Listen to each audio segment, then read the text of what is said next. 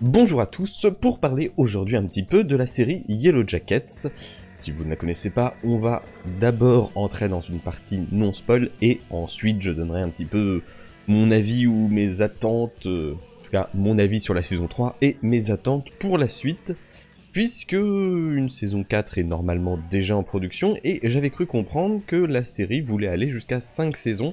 Et je m'interroge sur l'envie d'une potentielle 5e saison, ou en tout cas l'intérêt d'une 5e saison. Bref, on va voir ça tout de suite après, mais d'abord, Yellow Jackets. Yellow Jackets est une série télévisée américaine créée et produite par Ashley Lyle et Bart Nickerson et diffusée depuis le 14 novembre 2021 sur Showtime et en France sur Canal+. En 1996, une équipe de footballeuses du New Jersey se rend à Seattle pour un tournoi national. En survolant le Canada, leur avion s'écrase en pleine nature et les rescapés passeront 19 mois avant d'être secourus. La série raconte leur tentative de survie tout en suivant la vie actuelle des personnages principaux en 2021.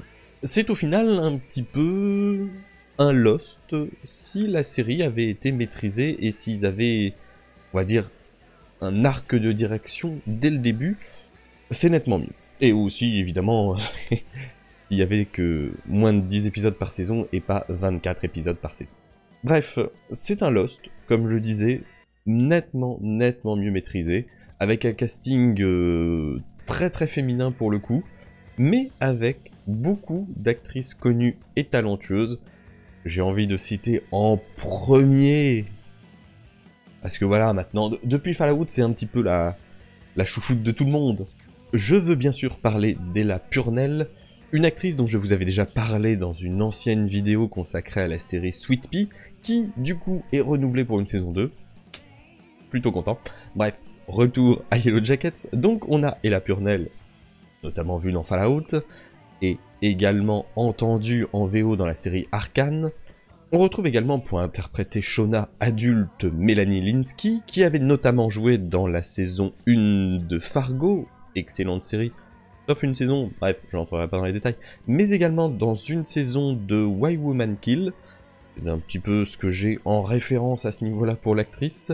On retrouve également dans le rôle de Misty adulte, eh bien, une actrice que je n'avais pas revue depuis très longtemps, et je suis très heureux pour elle qu'elle ait trouvé ce rôle et qu'elle revienne sur le devant de la scène, puisque c'est tout bêtement l'actrice qui, enfant, avait joué Mercredi Addams dans les fantastiques films La Famille Addams et Les Valeurs de la Famille Addams, qui sont pour moi vraiment...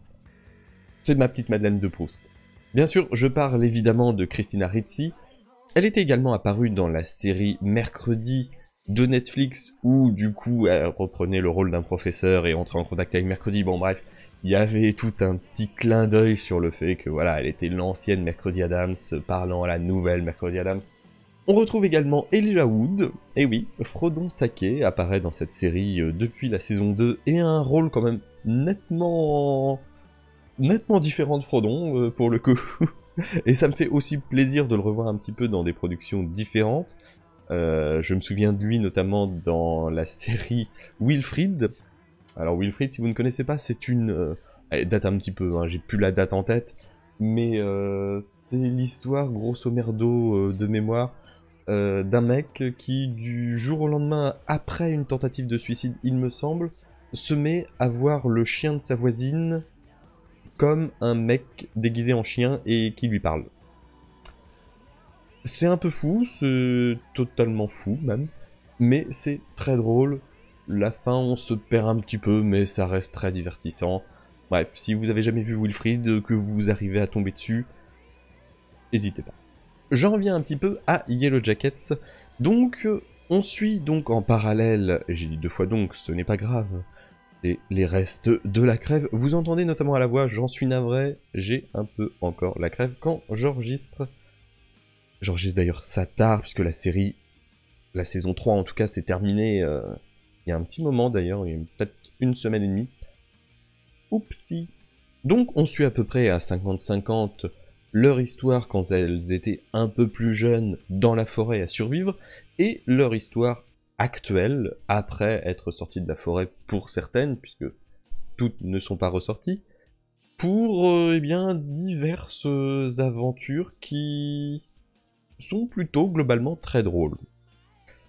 Il y a du suspense, il y a une bonne dose de mystère, il y a un petit peu d'horreur, il y a des trucs très glauques, puisque sans spoiler, ça va parler cannibalisme à un moment, hein, c'était tout le but de tout le pitch de départ de la série, donc ce n'est pas un spoil, ça parle cannibalisme à un moment, et bah c'est très drôle en fait.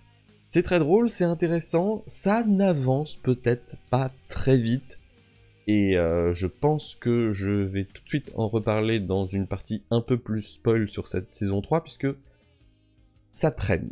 Ça a tendance à traîner un petit peu.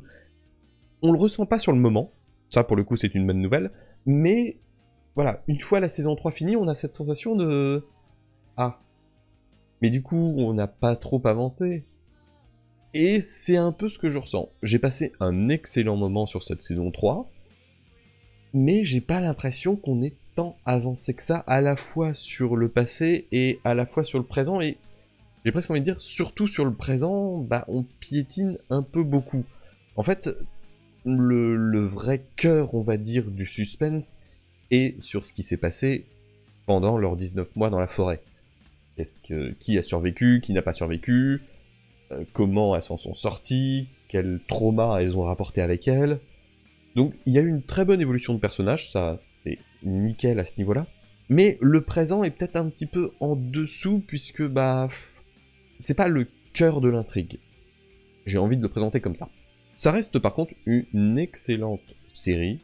J'attendais énormément la saison 3 et j'ai pas été déçu. Hein. Encore une fois, c'est pas parce que on a la sensation que ça n'a pas beaucoup avancé qu'on n'y passe pas un bon moment. Mine de rien, sur 10 épisodes, il me semble, ça a été absolument un régal à chaque épisode. Il y a énormément de cliffhanger de fin, enfin bon, c'est un plaisir à ce niveau-là. Je me rappelle d'ailleurs que pour la saison 2 avait un épisode en moins, il me semble, et qu'ils avaient dit que c'était un épisode spécial qui diffuserait avant la saison 3. À ma connaissance, il n'est jamais sorti, et il n'y a aucun problème de compréhension pour enchaîner la saison 2 et 3, donc... je sais pas ce qu'ils ont winné là-dessus. C'est peut-être juste un effet de com. Bref, dans tous les cas, une très bonne série.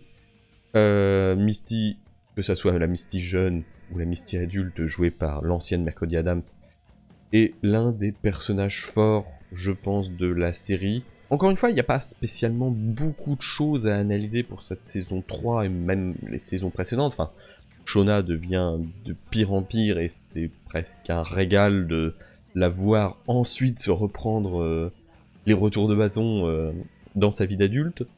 J'ai en revanche un peu de mal à voir comment ils peuvent faire une saison 4 et 5. Saison 4, je vois très bien, et je vois même ça comme le final, puisque bah, mine de rien, la Shona se retrouve toute seule avec 2 amis contre elle. Il y a déjà pas mal de morts dans les adultes. Il y a déjà aussi pas mal de morts dans les versions jeunes. Les secours sont appelés maintenant. J'ai peur que, à vouloir faire une saison 4 et 5, bah tout bêtement, on étale le truc beaucoup trop et qu'on ait un peu ce sentiment que j'ai eu pour la saison 3, c'est-à-dire que bah c'est pas passé grand-chose. Donc bon, à la limite, je préférerais une saison 4 finale plutôt qu'une saison 4 avant-dernière saison. C'est mon avis, je sais pas ce que vous en pensez si vous avez vu la série, et si vous ne l'avez pas vue, bon bah, je vous ai un peu spoil, mais très honnêtement, regardez-la. Les scènes de cannibalisme, bah, elles deviennent folles, quoi. Elles deviennent de plus en plus folles, et c'est un régal de voir ça, enfin, je me souviens, la scène, du coup, la première scène de cannibalisme dans la série, enfin, c'est magistral, quoi. Je crois, honnêtement, la première saison est exceptionnelle en termes d'ambiance. On perd un petit peu ce côté intrigant, ou en tout cas un peu flippant dans la saison 3. La saison 3 est plus light, on va dire, à ce niveau-là. Elle fait moins peur. On peut dire les choses de manière un peu simpliste. Elle fait moins peur. Mais je pense qu'ils en ont sous le coude. et qu'on peut avoir une saison 4, en tout cas si c'est vraiment la dernière, la saison 4, une saison 4 assez exceptionnelle. Bref, pour le coup là c'était plus une recommandation comme ça, voilà. Yellow Jackets, si vous ne l'avez pas vu, regardez-la, c'est vraiment génial. Alors, je vous retrouve bientôt avec, j'espère, la voix un peu moins cassée et le nez un peu moins pris. Donc si vous avez aimé quand même cette vidéo, n'hésitez pas à mettre un j'aime, à la partager pour aider la chaîne. Et si vous n'êtes pas déjà abonné, je vous invite à cliquer sur le bouton. Et en attendant, merci à vous et à la prochaine.